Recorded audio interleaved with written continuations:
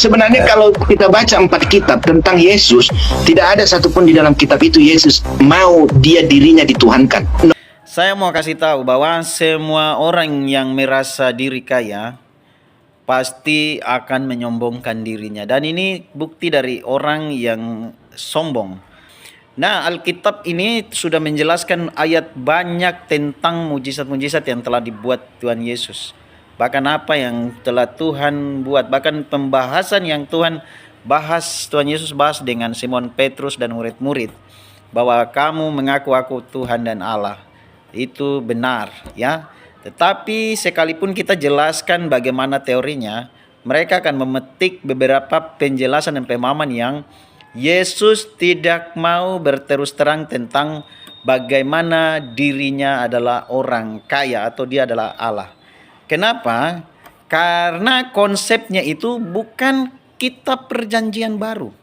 Konsep Allah datang ke dalam dunia dalam bentuk manusia itu bukan perjanjian baru, tapi ada di perjanjian lama.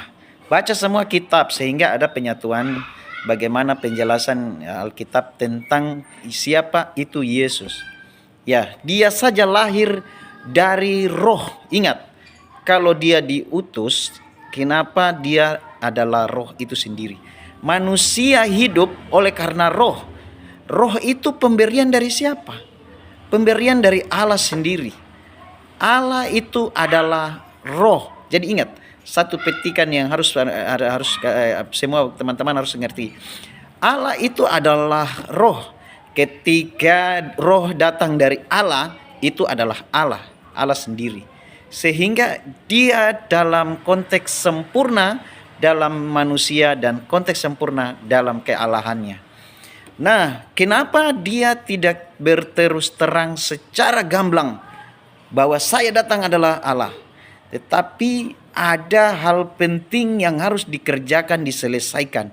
Jadi ingat, dengan konteks dan konsep ini, bukti nyata Yesus datang untuk menyatakan dirinya sebagai korban untuk penebus dosa. Ingat baik-baik teman-teman yang Islam, Kristen baik-baik.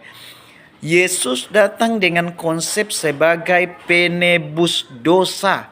Sehingga kenapa dia tidak secara gamblang menyebut dirinya adalah Allah.